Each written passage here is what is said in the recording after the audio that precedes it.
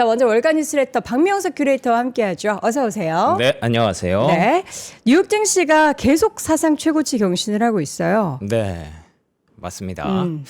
근데 제가 채팅 보면서 들어왔는데 확실히 뭔가 좀 이제는 좀 무섭다라고 하시는 분들도 있고 너무 쏠림이 과도한 거 아니냐 생각하시는 분들도 있는 것 같습니다. 실제로 월가에서도 그에 대한 우려를 계속 제기하고 있고요. 계속 닷컴 버블을 소환을 합니다. 닷컴 버블 때처럼 너무 과도한 쏠림이 지속되고 있다에 대해서 뭔가 이러다가 끝물이 아니냐라는 얘기도 있고요. 마침 또 이제 IPO 시즌이 다가오는 가운데 오늘 또 엔스로픽이 IPO 신청서를 비공개로 제출했다고 합니다. 그러니까 스페이스X, 엔스로픽 그리고 오픈 AI까지 그 예정된 스케줄들이 거의 만들어지는 거죠.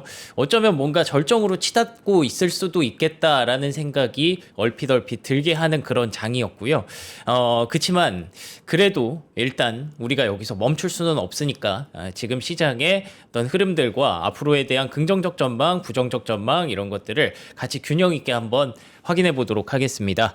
자, 3대 지수 마감 상황부터 보겠습니다. 다우지수 강보합이고요. 나스닥 지수 0.4% 상승, S&P 500 지수 강보합으로 마감을 했습니다. 장 초반에 전쟁과 관련된 리스크가 반영되면서 조금의 변동성이 있었지만 그 이후에 계속 반등하면서 시장이 다시 초록불을 켰고요. 장 막판에는 또 일부 차익 실현이 좀 되는 모습이 시장의 차익 실현 욕구가 여전히 있다라고 보여집니다. 아까 말씀해 주신 대로 종목 맵을 보면 전반적으로 반도체와 소프트웨어, AI 섹터가 일제히 상승하고 있는 반면에 다른 종목들이 다 빠지죠. 그리고 에너지주만 올라갔습니다. 요거는 유가가 오늘 또 급등을 했거든요. 그래서 유가 영향이 있다고 보시면 되겠고 이 AMD와 인텔이 하락한 과정은 잠시 후에 말씀드리겠지만 엔비디아의 PC 때문입니다. 엔비디아 PC에 CPU를 탑재를 했는데 그 여파로 이제 급락을 했다라고 보시면 될 것 같고 오히려 엔비디아의 샷아웃을 받았던 소프트웨어 섹터는 일제히 급등하면서 소프트웨어가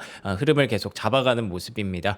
그리고 러셀 2000 쪽에서도 계속 좀 울긋불긋하죠. 일부 종목들의 약세가 나타나는 가운데 우주 관련주가 최근에 계속 좀 밀리고 있어요. 아무래도 엔스로픽에게 좀 주도권을 뺏기는 듯한 그런 느낌도 있고 우주 관련주 그만큼 많이 올랐으니까 차익 매물의 어떤 출의 욕구도 큰 것 같습니다. 그리고 장 끝나고 크레도가 실적을 발표했는데 뭔가 좀 아쉬운 부분들이 많았나 봐요. 크레도가 시간 외에서 주가 급락이 좀 나오고 있는 그런 상황입니다.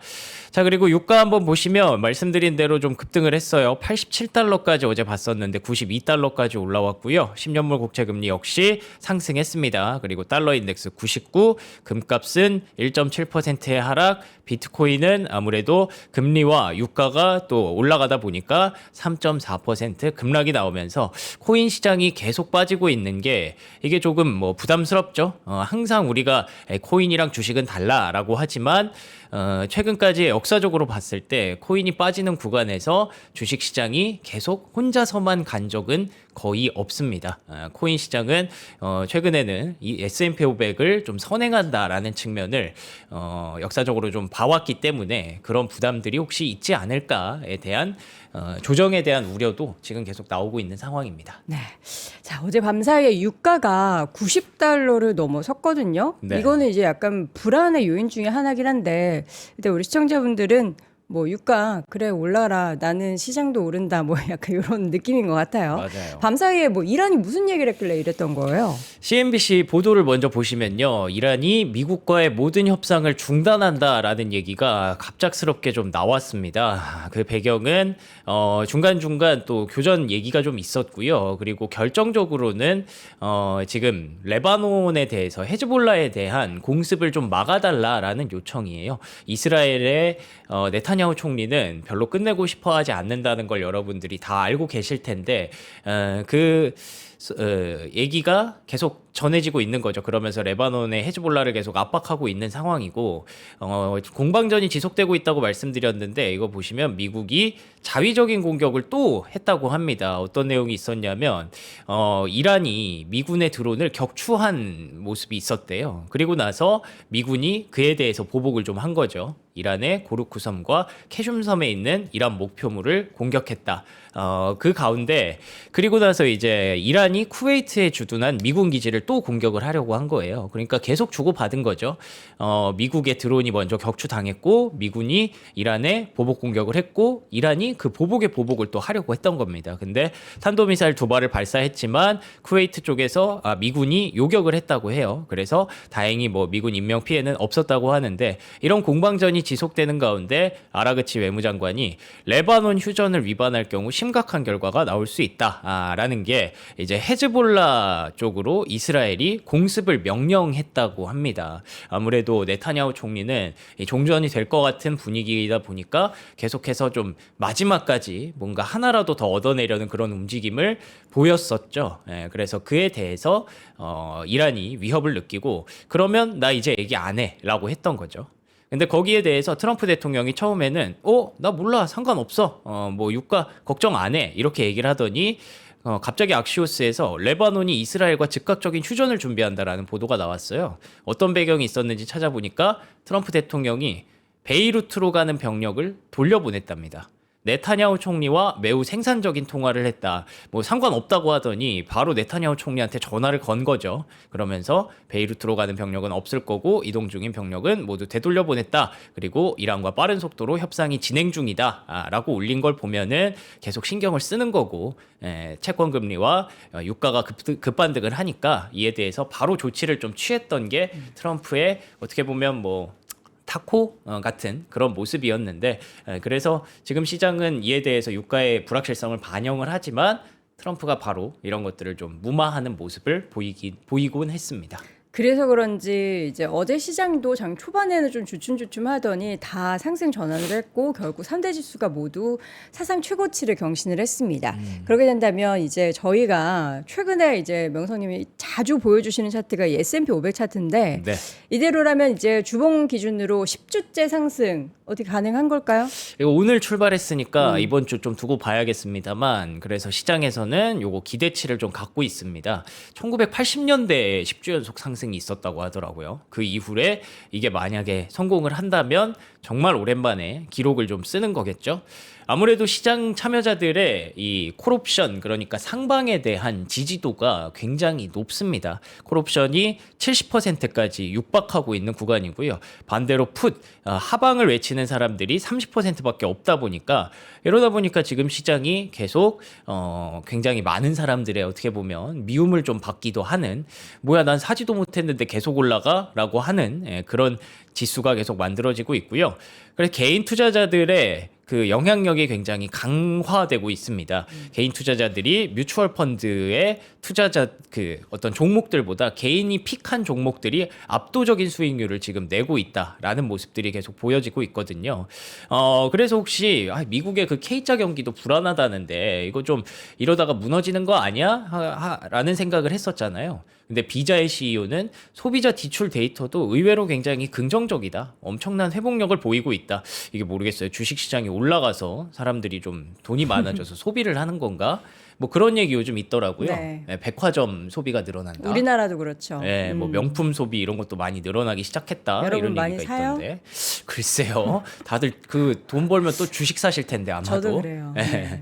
근데 소비자 지출 데이터가 의외로 또 긍정적이다라는 얘기가 있고요. 근데 여기서부터는 조금 경계 심리를 키울 만한 그런 얘기도 있는 거죠. 계속해서 GDP 대비해서 부채 비율 그러니까 재정 적자가 좀 높아지고 있는 미국이라고 보는 가운데 기술주 안에서 이 채권 비중이 계속 상승을 하고 있습니다. 역사상 유례 없는 수준까지 채권 차입을 좀 하고 있는 모습들이 있고 이게 사실 뭐 기업들은 채권 차입이고 이제 개인 투자자들은 거기다가 이제 레버리지 태우는 거죠. 그러니까 이제 회사채 발행이 늘어나고 있다는 거죠. 이게. 그렇습니다. 다들 지금 빚으로 쌓아 올리고 있는 지수라는 거예요. 예. 빚도 능력이다라고 하지만 그쵸? 저 예. 숫자는 조금 이제 가파르게 올라가서 부담스럽긴 하네요. 맞습니다. 사실 이게 올라가도 계속 지수가 올라가면 상관없거든요. 그렇죠. 어차피 빚내서 돈 벌고 그걸로 메꾸면 되는 거니까. 근데 이게 한 번 떨어지기 시작하면 그 청산은 되게 무시무시하게 일어날 수 있으니까 그래서 그에 대해서 좀 경계를 하는 거고요. 뱅크 오브 아메리카에서는 마이클 하트넷 이 사람이 수석 전략가거든요. 근데 이 사람이 이 소름 돋게 그 닷컴 버블과 너무 유사한 상황이 전개되고 있다라고 얘기를 합니다. 뭐가 똑같다는 거예요? 올라가는 게 똑같다는 거예요? 아니요, 쏠림. 솔님이 네. 이 S&P 500이 계속 신고가를 내고 있는데 종목들의 주가의 신고가를 보면 몇 개 없다는 거예요. 우리나라도 그렇죠. 예. 그래서 닷컴의 끝이 사실 그거였잖아요. 쏠림을 가다가 결국 시스코 하나 남고 다 죽다가 시스코 무너지면서 모든 시장이 끝났거든요. 그러니까 당시에 우리나라도 그랬지만 미국도 약간 그 버블이라고 얘기했던 이유가 실적이 막 좋았던 그렇죠. 기업들만 올라갔던 게 아니라서 네. 근데 지금은 조금 다르지 않나. 물론 그때랑은 그렇게. 굉장히 많은 네. 부분들이 다르기는 하지만 이 주식 시장의 상황만 딱 놓고 색깔만 놓고 봤을 때는 그런 것들을 자꾸 소환하게 한다라는 거죠. 어제 우리 우선주 엄청 급등했잖아요. 아. 또 이제 또 그것도 시장의 이상한- 고점의 시그널이 우선주 급등이다 뭐 네, 이러면서 뭐 그런 얘기도 얘기도 하던데 있죠. 뭐 여러 가지. 그래서 제 생각에는 이게 저는 AI의 끝은 절대 아니라고 생각하거든요. 네. 어제도 보여드렸지만 AI가 이미 닷컴을 넘었잖아요. 그쵸. 예, 기술주의 투자 비중이 그러면서 어제 또 그 손정희 회장이 AI는 그 닷컴과 비교할 수 없다. 예, 훨씬 더 몇십 배 더 성장할 수 있을 것이다. 잠재력이 있다라고 얘기를 하고 있고 네. 저도 개인적으로 그렇게 생각을 합니다. 근데 지금의 이 과도한 쏠림과 뭐 국내 증시에서도 너무 이제 대형주의 어떤 급등 장세를 보면 아 요거 한번 시키고 갈 수도 있겠다 정도는 여러분들이 좀 시나리오에 가져가셔야 될 것 같아요. 그쵸. 네, 그래서 과도하게 그런 지금 막 시장에 계속 막 뛰어들기에는 조금 부담스러운 측면이 분명히 있다는 거죠. 네. 그리고 야덴이 역시 마찬가지입니다. 이 사람이 7월 금리 인상 가능성을 계속 주장을 하고 있어요. 금리 인상이 있을지 없을지 모르지만 어쨌든 그 결과로는 시장이 조금 브레이크를 걸 수도 있잖아요. 네. 예, 그렇기 때문에 그에 대한 부담감을 좀 갖고 있는 거고 이 사람이 그럼에도 불구하고 가장 그 월가에서 S&P 500 전망치를 가장 긍정적으로 보는 사람 중에 한 명이에요. 야드니에서 예, 8천까지 보고 있는 그런 사람이기 때문에 8천이 제일 긍정적이에요? 왜요? 8천 너무 뭐 금방 가는 거 아니에요? 8천은? 그게 이게 코스피랑 너무 비교를 하시면 안 되고 우리 8천 이미 넘었는데. 코스피는 이게 조금 그렇잖아요. 그 삼전 닉스가 약간 그쵸. 지수의 그거라서 그런 거지. 근데 S&P 500도 지금 7,599예요, 벌써. 예, 근데 그 S&P 500은 워낙에 많은 종목들이 있고, 아. 예, 그리고 또 이렇게 쏠림이 이 정도로 과도하지 않고, 엔비디아가 막 하루에 10%, 20%씩 막 급등하고 그러지 않잖아요. 그렇죠. 어제 우리 예. 삼전이 또 10% 예, 급등했죠. 그렇기 때문에 지수를 코스피랑 비교하시면 안 되고, 네.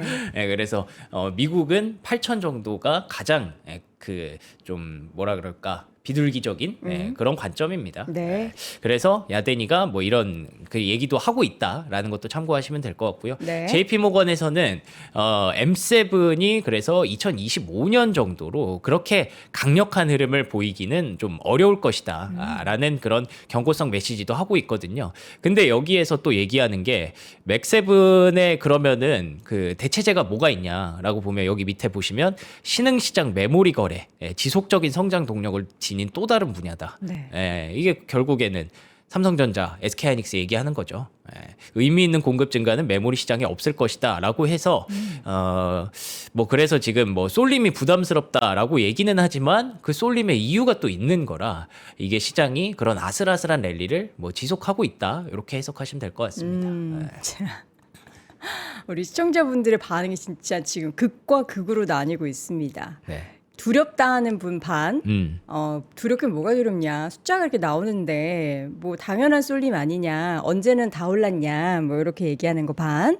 예, 참, 모르겠어요. 저는 두렵지 않아요. 두렵지 않은데, 시장에서는 계속 지금 반대쪽, 그러니까 지금 뭐 그때랑 똑같아요. 그때가 또 뜯어보면은 닷컴 버블이고 항상 뭐 이러는데 그때는 뭐 맞을 수 있지만 지금은 다를 수 있죠.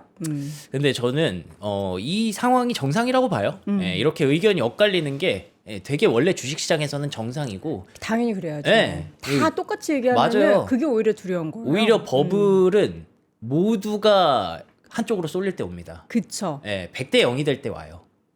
여러분 빨리 그러면은 네. 반반씩 의견을 주세요. 예. 채팅창에 뭔가 비율을 너무 좀 극단으로 쏠리지 않도록 알아서 비중 조절을 좀 해주시기 바랍니다. 그래서 제가 알기로는 여기 들어오시는 분들이 뭐 저희의 목소리와 이런 얘기를 들으시는 분들도 있지만 네. 여기가 워낙에 어떻게 보면은 아침에 다 모여서 그쵸. 각자 생각을 얘기하는 장이잖아요. 그거를 보면서 여러분들이 또 하나의 어떤 투자 전략으로 삼으셔도 될 것 같아요. 네. 너무 과도하게 쏠려 있다. 아. 그러면 그때부터는 야 이거 조금 그렇게 되나 이렇게 생각하시면 되는데 지금처럼 이렇게 여러 가지 의견이 나올 때는 야, 아슬아슬하게 어떤 걱정의 벽을 타고 좀 아직까지 상승 가능성은 있나 보다 이렇게 해석하셔도 되는 부분이고 그리고 아까 말씀드린 것처럼 뭐 저는 이제 AI가 여기서 끝나는 건 아니라고 보고 있으니까 다른 얘기들도 좀 드리도록 하겠습니다. 아니 근데 어제 이거 저는 보면서 깜짝 놀랐어요. 엔스로픽이 지금 오픈 AI보다 먼저 IPO 작업을 시작한 거예요? 그니까요. 이게 그 묘한 그런 경쟁이 있는 거죠. 네. 예, 먼저 하는 게 사실은 중요하잖아요. IPO는. 뭔가 선점하는 느낌? 그쵸. 예, 그리고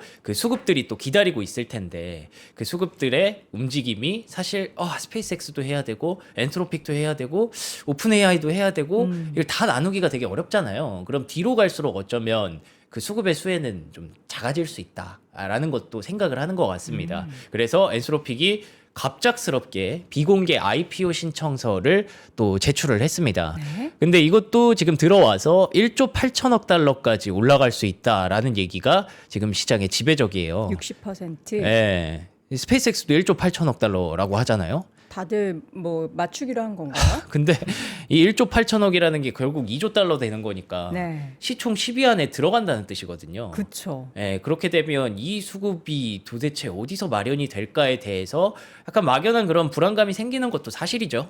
예, 그래서 엔스로픽이 지금 또 급격하게 상장을 들어온다고 하면서 시장에 여러 가지 얘기들을 또 만들어내고 있는데요.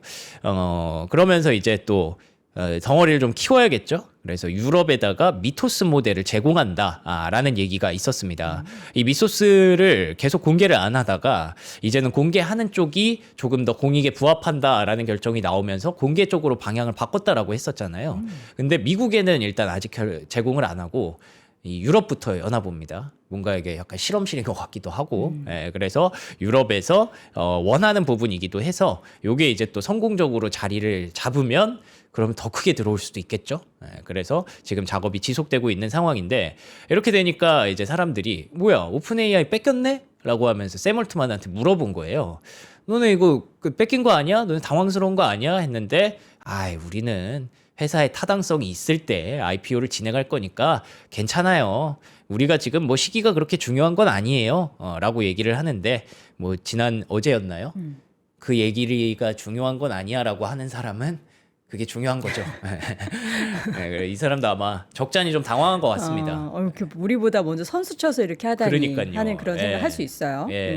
그래서 지금 묘한 그런 경쟁심이 계속 진행이 되고 있고 그러면 아마 제 생각에는 이게 시장에 그렇게 일단 들어오기 전까지는 나쁜 건 아닐 거라고 생각을 합니다. 왜냐하면 둘 다 덩어리 키우려고 계속 뉴스 플로우를 쏟아낼 거잖아요. 그쵸. 그렇기 때문에 그 뉴스 플로우에 따라서 최근에는 물론 변동성은 크지만 계속 모멘텀 트레이딩이 진행되고 있잖아요.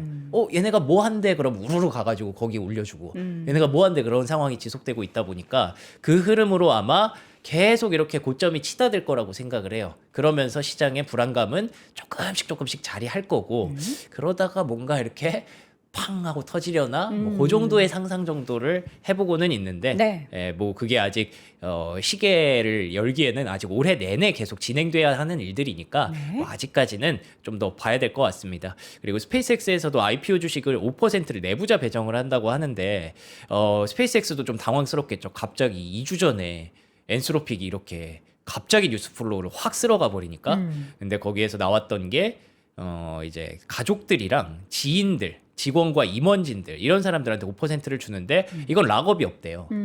받자마자 팔 수가 있대요. 매각 제한이 적용되지 않는다. 요건 좀 악재 아닌가요? 그렇게 볼 수 있잖아요. 스페이스X한테 악재라고 볼 수 있잖아요. 그쵸. 근데 스페이스X 입장에서는 주가가 급락하는 걸 방지하기 위해서 여러 가지 장치를 만들어 놓는 거죠. 매도를 초반에 할 수 있는 사람, 이게 한 번에 나오면 그게 문제가 쪼개서? 되니까 예, 약간 그 쪼개서 이렇게 한다고 하더라고요. 그래서 여러 가지 스페이스X는 이제는 진짜 좀 구체적으로 어떤 주가를 방어하기 위한 전략으로 가고 있고 엔스로픽과 오픈 AI의 AI에 관련된 뉴스 플로우가 앞으로는 이제 하반기에 계속 좀 쏟아져 나올 가능성이 높다라고 보여집니다. 네, 일론 머스크의 주식을 포함한 나머지 60% 이상의 주식은 상장 후에도 매각이 제한된다라는 거 여러분들도 알고 계시겠죠. 네. 자, 어제 사실 시장을 끌어올렸던 가장 큰 공은 젠슨 황한테 줘야 되는 거 아니에요? 맞습니다. 우리 네. 아버지가 진짜 대만 가서 열일 하셨더라고요. 아버지가 이제 오늘은 내가 좀 할게. 젠버지. 네. 오늘은 내가 좀 뭐 먹을 것도 주지만 나도 좀 먹을게 하면서 올라가셨습니다. 이제 형도 좀 먹자. 네. 아, 너네 많이 먹었지? 6% 급등을 했고요. 엔비디아 6% 급등하면 뭐 지수가 올라가는 거죠. 근데 아까도 뭐 아까 삼성전자 코스피 얘기도 했지만 지수가 그렇게 많이 올라간 거 아니잖아요. 오늘 S&P 500이. 예, 근데 엔비디아가 6%나 올랐으면 그쵸. 다른 종목들은 부진했다라는 뜻도 되는 거죠. 예, 그만큼 쏠림에 대한 우려가 나오는 것도 이상한 것도 아닌 거고요. 네. 근데 물론 쏠림에는 이유가 있기 때문에 쏠림이 나오고 있다는 걸 우리는 알고 있어서 뭐 계속 공방전이 지속되고 있는데 그래서 결론적으로 뭐 다 필요 없고 엔비디아만 얘기를 하면 사실 오늘은 이 얘기만 들으셔도 됩니다. 엔비디아가 올라갔던 대표적인 트리거 하나만 꼽자면 투자자들이 그렇게 기다렸던 베라루빈 본격적인 생산에 들어갔다. 그래서 그레이스 블랙웰의 2배 규모의 공급망을 구축을 했고 요거 만드는데 옛날에 2시간이 걸렸는데 이제 5분이면 뚝딱 만들어요 라고 하면서 여기 관련된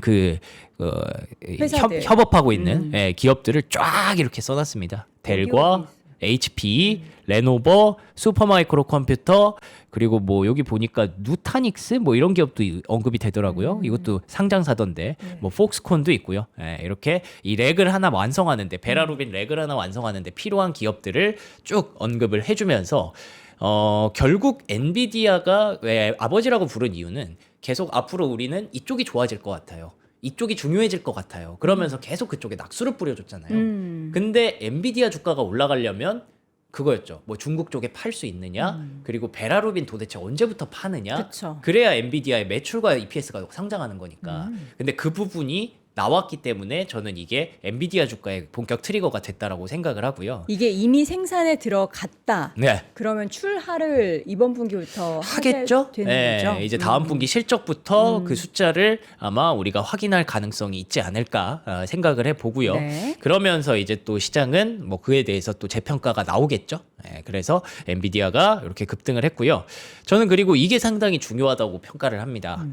에이전트 AI가 도래했다라고 말을 했습니다. 지금 도래했나? 막 이러고 있는데 이제 아예 도래했어 하고 이제 그러니까요. 알려주는 거죠. 그러니까 젠슨 왕이라는 사람이 이 AI에 대한 그 단계를 애초에 처음부터 프레임을 만들었던 사람이잖아요. 나와서 자, LLM이 등장을 했고 지금은 생성형 AI의 시대입니다. 하지만 앞으로 2단계가 더 남아 있습니다. 다음은 에이전트 AI가 올 거고 그리고 마지막 3단계는 피지컬 AI의 시대입니다. 이런 것들을 맨 처음에 한 2023년도쯤에 언급을 해주고 네. 지금 그 프레임을 따라서 시장이 계속 발전하고 있는 거잖아요. 그렇죠. 근데 이제는 에이전트 AI에 확실히 도래했다. 그 증거를 놓고 토큰 수요가 지금 폭발적으로 증가하고 있기 때문에 토큰이 수익성 있는 매출 단위가 돼서 AI 기업들은 더 많은 토큰을 발행해서 그걸로 돈을 벌려고 한다. 네. 이게 결국 엔스로픽의 지금 그 돈 버는 경로가 이거잖아요. 엔스로픽이 올해 기준으로 이제 흑자 전환에 성공을 하거든요. 근데 이 AI 돈 엄청 많이 쓰는 기업이 흑자 전환을 할 수 있는 건 정말 대단한 거고, 그쵸. 그 대단한 배경에는 이 토큰 수요의 폭증이었잖아요. 사실 엔스로픽도 이 토큰을 이렇게까지 하고 싶지 않았습니다. 근데 처음에는 원래 월에 얼마 이렇게 냈잖아요, 우리가 월에 뭐 몇백 달러. 근데 그렇게 하니까 토큰 너무 많이 소비가 되는 거예요. 이게 과부하가 있었군요. 그러니까 엔스로픽이 자꾸 막 뚝뚝 끊어지고, 자꾸 뭔가 바보가 되는 것 같고. 이게 이용자한테 너 300개밖에 못 써. 여기서 효율적으로 해라고 하면 그 안에서 이용자가 조절을 할 텐데 네.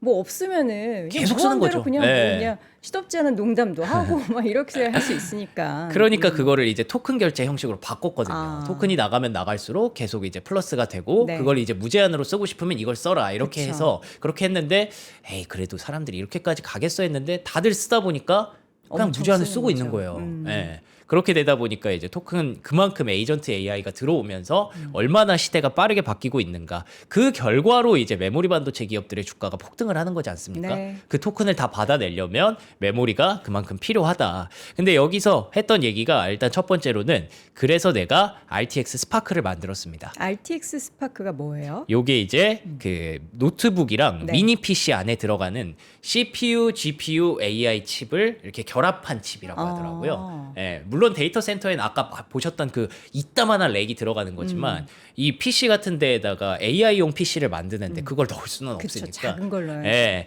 그 작은 RTX 스파크라는 걸 만들었는데 20개의 CPU 코어, 6144개의 GPU 코어. 그러니까 이 작은 PC 하나만 있어도 에이전트 AI PC를 돌릴 수 있는 PC가 되는 거예요. 그렇죠. 왜 우리가 에이전트 AI 시대가 왔을 때 이제 그 뭐죠? 맥미니. 맥미니. 예, 예. 그거 풍기로서 맞아요. 날렸다면서요. 지금도 맥미니 그런가? 하나 갖다 놓고 했잖아요. 그래서 애플 주가가 그렇게 올랐나 최근에? 저는 애플 주가의 첫 번째 트리거는 그거였다고 생각을 해요. 예. 지금은 이제 피지컬 AI 시대로 가면서 애플이 WWDC 기대감도 받고 있는 건데 네. 엔비디아는 그래서 RTX 스파크로 PC를 만들었고 그게 또 이제 마이크로소프트랑 델이랑 같이 파트너십을 했다 보니까 그 종목들의 주가가 같이 이렇게 급등을 했습니다. 네. 마이크로소프트 최근에 3일 연속 강세 이어지고 있고요. 그리고 델 테크놀로지스 아니 이게 진짜 갭 떠서 저렇게 올라가. 소름 돋지 않습니까? 33% 급등한 거 어제 전해드렸잖아요. 그렇죠. 10%가 더 올랐어요. 진짜 어마어마하죠. 예, 델 갖고 계신 분들은 그냥 콧노래 부르는 거고 네. 반대로 좀 치네? 인텔이랑 이제 AMD가 빠지는 거죠. CPU 생각보다 좀 이거 이렇게 결합해서 얘네 많이 올라왔네. 예. 물론 각자의 그 용도는 다르고 네. 이 작은 칩에 들어가는 거랑 이들이 만드는 AMD랑 인텔이 만드는 그 서버에 들어가는 CPU랑은 클래스가 좀 다르죠? 다르긴 하겠지만 그럼에도 불구하고 또 베라루빈 양산이 시작됐다라는 것도 뉘앙스가 좀 있잖아요. 네. 메시지가 좀 되면서 베라 CPU가 또 얼마나 잘 만들었을까에 대한 그런 기대감으로 반대로 이쪽으로는 우려인 거겠죠. 예, 그래서 저는 CPU가 그렇다고 해서 여기서 끝나는 거 절대 아니라고 생각하고 네. 있기 때문에 뭐 조정이 그렇게 크게 오진 않을 거라고 보는데 근데 오늘만큼은 아무래도 엔비디아가 워낙에 셌기 때문에 예, 그래서 그 자리를 살짝 양보해 준 게 아닌가라고 보여지고요. 네. 반대로 ARM은 또 15% 급등했습니다. 제가 어제 그 컴퓨텍스를 듣고 나서 네. 이제 지인하고 얘기를 하다가 이거 ARM이 심상치 않다 막 이런 얘기해서 이제 한 주 사봤어. 그래요? 15% 드셨겠네요? 400달러 아래서 샀어. 아, 네. 네. 399달러 아, 399. 한 주. 예, 무서워가지고 좋다, 예. 예, 무서워서 숫자 요새 좋네요. 또 이제 국장 열심히 투자하다 보니까 네. 예, 무서워서 한 주 한번 사봤어요. 예. 그 ARM이 왜 올라가는지는 확실히 이게 이제 판단이 되신 거잖아요. 그랬을까요?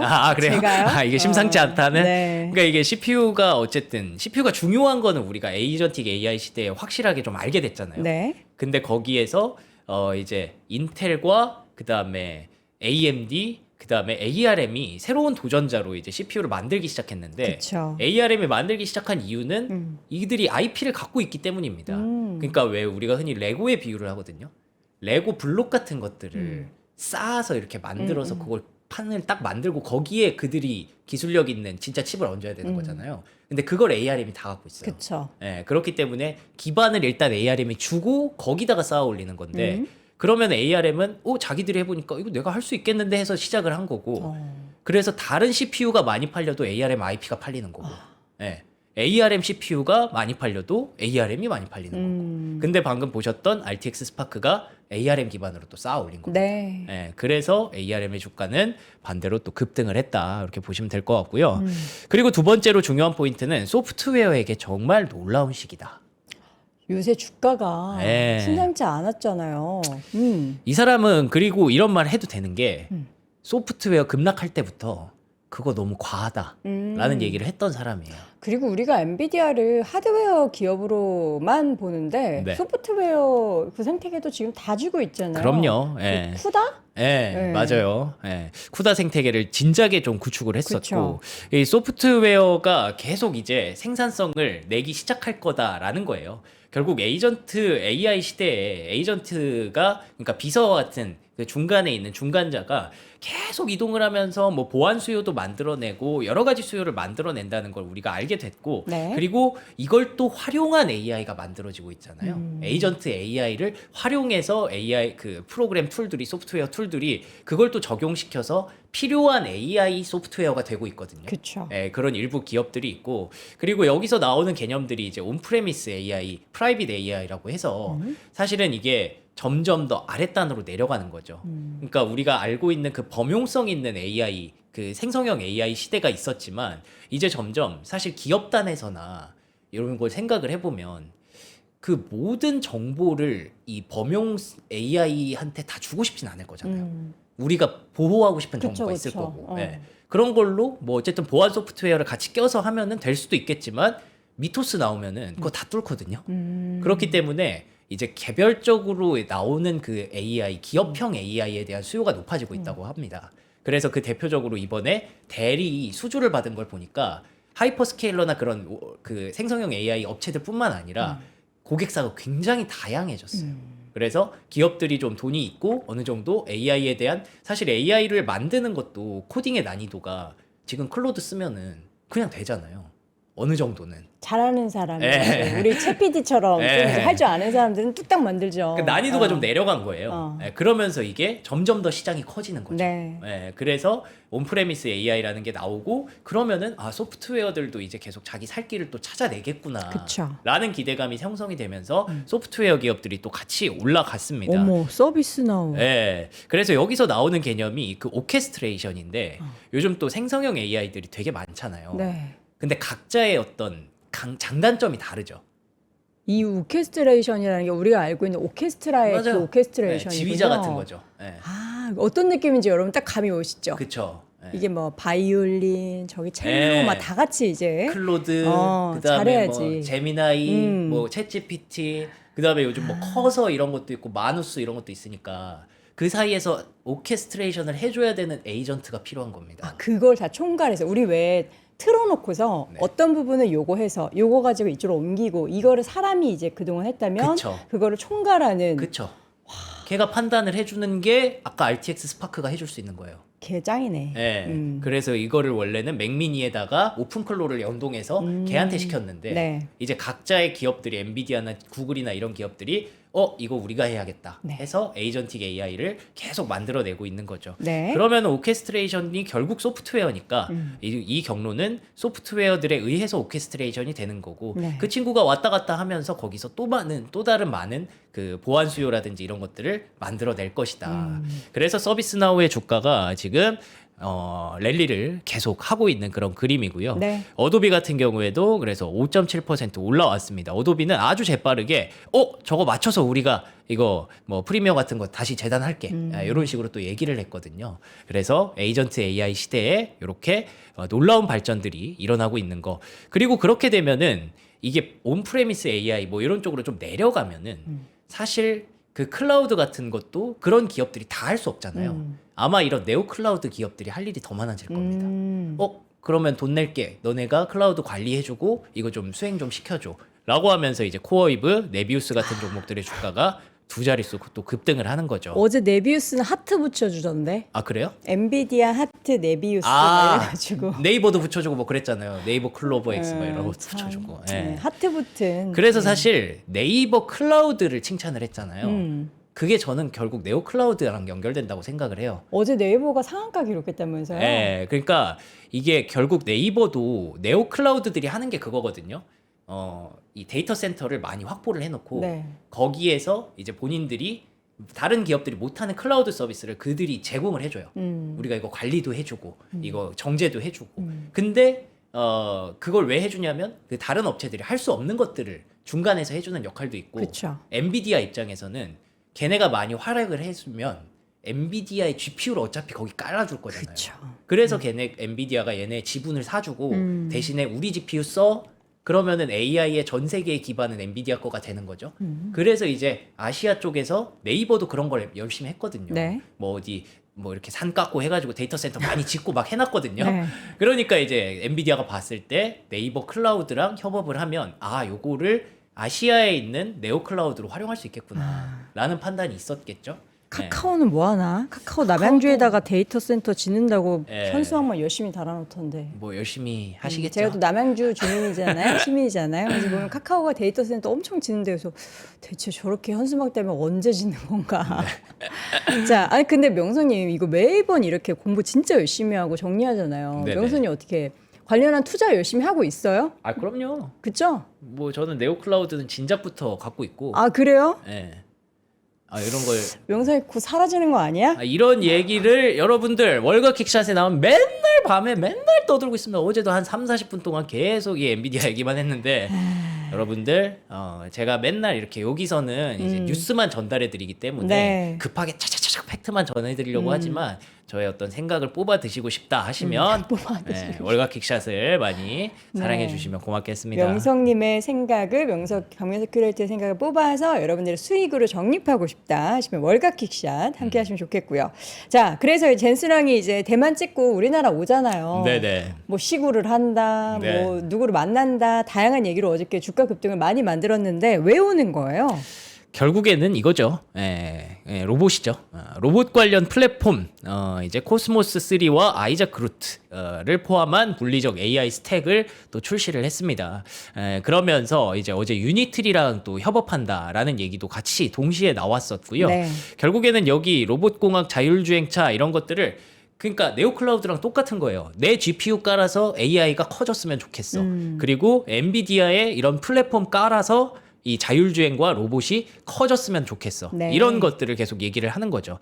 그래서 엔비디아가 유니트리를 이렇게 협력을 하고 있다라는 얘기도 있었고 그러면서 이제 로봇으로 관련해서 자율주행차로 관련해서 할 수 있는 전 세계의 가장 강력한 나라 중에 하나 대한민국이죠. 네. 현대차도 있고 LG전자도 있고 그래서 또 파트너십을 얘기하러 또 오는 거라고 여러분들이 보시면 될 것 같습니다. 네.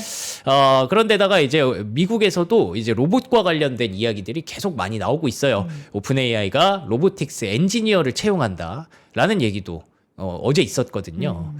그래서 로봇 관련주가 미국에도 있나 하고 찾아봤는데 뭐 서브 로보틱스라든지 로크웰 오토메이션 이게 사실 피지컬 AI가 우리가 그냥 로봇이라고 생각하지만 형태가 있는 AI인 거잖아요. 그래서 공장 자동화라든지 이런 걸로 보시는 분들도 계세요. 맞아요. 스타트는 거기서 시작이 될 것이다. 그래서 현대차가 또 하고 있는 게 뭐 차도 있고 로봇도 있지만 그걸 바로 공장에 넣을 수 있기 때문에 시작을 하는 거잖아요. 현대차는 아예 그 시스템 자체를 만들고 있어요. 공장 자체 설계부터 그쵸. 그에 안 들어가는 예. 로봇부터 다 그렇게 만들더라고요. 그래서 올해 하반기에는 이 피지컬 AI를 이렇게 엔비디아가 또 강조를 하고 있는 만큼 자동화 시스템 관련된 종목들을 좀 봐야 된다라는 얘기들이 많이 나오고 있습니다. 네. 그래서 대표적인 주자는 로크웰 오토메이션이고 관련된 종목들을 제가 또 열심히 한번 찾아보도록 하겠습니다. 네. 그 외의 수혜주들 뭐 케이던스 디자인 시스템은 이제 반도체 설계를 위한 가상 엔지니어를 만들었다라는 소식에 10% 급등했고요. 플루언스 에너지 제가 예전에 ESS 관련해서 중요하다라고 언급했었던 종목인데 혹시 기억하시나요? 플루언스 에너지가 엔비디아의 수혜를 제대로 받으면서 이번에 그 ESS 관련주로 편입이 되면서 엔비디아 수혜주로 편입이 됐습니다. 네. 그러면서 무려 44% 급등을 했습니다. 자, 이어서는 빠르게 마이크론도 $1,000 돌파했어요, 주가. 그쵸. 네. 뭐 이거 의미가 있죠. $1,000 돌파한 거 자체가 의미가 있으니까. 우리가 뭐 닉스 3점 뭐 30만 원, 200만 원 돌파 요 얘기 많이 했던 것처럼 마이크론도 돌파했는데 저 옆에 보면 목표 주가죠, 저게. 네. 우리 1625까지 봤잖아요. 1625 그 위에 또 있네요. 생겼죠? 1750. 네, 서스케아나에서 1750 불렀습니다. 뭐 계속 올리네. 네. 어저께 우리 한동희 연구위원이 어제 세게 올리셨더라고요. 61만 원, 네. 2만 원 더 올렸고요. 이제 닉스 400만 원 네, 봤습니다. 이렇게 올렸더라고요. 새로운 시대를 계속 열어가는 거죠.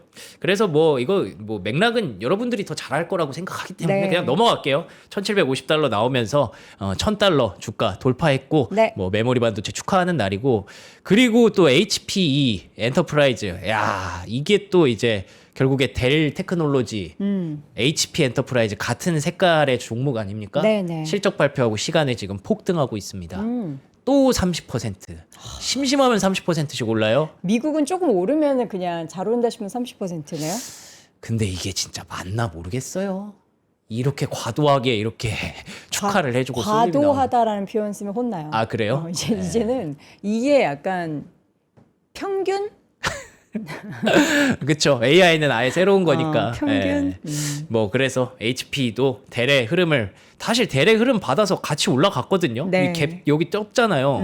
여기가 이게 30%가 아니에요, 여러분들. 여기서 30%더 가는 거예요. 폐장 후에. 네, 61달러 가는 거라서 네. HP도 이렇게 가고 있고 크레도는 아쉽지만 좀 옛날 기업이라서 그런지 옛날 바이브라서 그런지 실적 잘 냈는데 10% 급락이 나오고 있습니다. 그리고 내일은 요즘 가장 큰 화두인 보안 소프트웨어 펠로알토 네트워크스가 실적을 발표합니다. 그거까지 여러분들 확인해 보시면 좋을 것 같습니다. 네. 자, 여러분들 열심히 우리 달렸는데 이게 시장이 너무 뜨겁고 너무 아니죠. 시장이 조금 뜨겁고 하다 보니까 이게 발언 수를 어떻게 조절해야 될지 모르겠어. 뜨겁긴 뜨겁죠.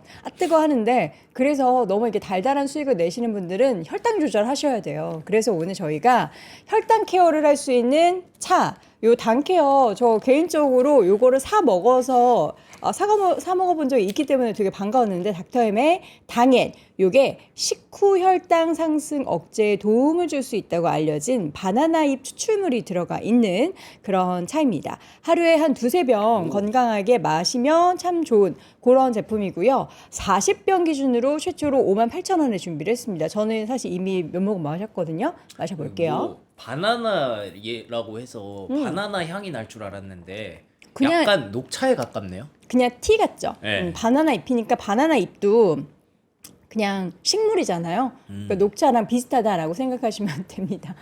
이거 웃기네. 여도운 말 조심해라. 여도운 하나 아주 자연스럽었는데 이게 진짜 여러분 요새 제가 단어 하나하나 쓰는 게 너무 좀 이렇게 겁이 나요. 예. 과도는 겁이 나. 과일 깎는 칼이 과도래요. 그쵸. 맞습니다. 예. 과도. 바나바예요? 바나나가 아니고? 바나나예요, 바나나. 바나바네? 죄송해요. 그러네. 바나바라는 입이 따로 있네요. 바나바가 다른 거네. 죄송해요, 여러분. 우리 광고주님 죄송합니다. 큰일 날 뻔했네. 바나바. 아니 자연스럽게 이렇게 자다 읽으면 바나바. 그래 이게 바나나 향이 이렇게 안 날 리가 없지. 바나나 잎에서 무슨 바나나 향이 나겠어요? 안 나요? 예, 모르겠네. 여러분 바나나가 아니고 바나파 잎 추출물로 만들어진 그런 제품입니다. 요 바나바. 인도네시아산 바나바. 저는 인도네시아라 해서 거기서 바나나 추출 수입 많이 하잖아요. 그래서 그런 줄 알았네. 바나바 잎 100% 인도산. 요거 추출물은 인도네시아산입니다. 닥터엠 당엔 요거 당 관리 열심히 하셔야 되는 분들 지금 시장이 너무 수익이 달달해서 나 혈당 맞네. 조절해야 된다 네. 하시는 분들 요거 시원하게 진정하시면서. 드시면 좋을 것 같습니다. 10시 변동성이 있으니까 10시에 한 병, 2시에 한 병, 장 끝나고 한 병 이렇게 하시면 좋겠고요. 자, 이어서 여러분 지금 노트북 비싸가지고 못 사시는 분들 손 드세요. 진짜 가벼운 삼성의 노트북 요거 스펙도 되게 사양이 높더라고요. 테라급 i7 테라급 이 제품을 저희가 89만 원대 가지고 왔습니다. 강력한 코어 i7 CPU, 대용량 SSD 1TB가 탑재됐고요. 1.05kg으로 초경량, 굉장히 가볍게 들고 다니실 수 있는 그런 제품. 그리고 컬러가 굉장히 생생하게 나오는 AMOLED 디스플레이고요. D램 값이 폭등을 했고 메모리 값이 올라갔고 부품 값이 올라갔지만 부품값만 이 안에 30만 원 상당의 제품이 들어가 있다라고 해요. 그럼에도 불구하고 얼마다? 89만 원이다.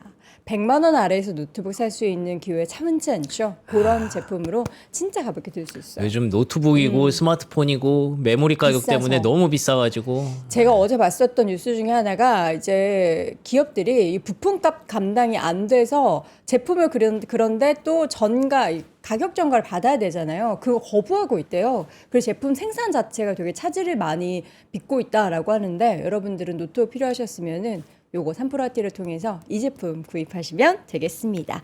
자, 달달한 수익은 당케어와 함께 그리고 여러분의 노트북 구매 고민은 요 삼성 노트북으로 해결해 보시면 좋을 것 같고요. 지금까지 월간 뉴스레터 박명수 큐레이터 함께 했고요. 잠시 후에 우리 김장렬 센터장님과 함께 하겠습니다. 고맙습니다. 고맙습니다.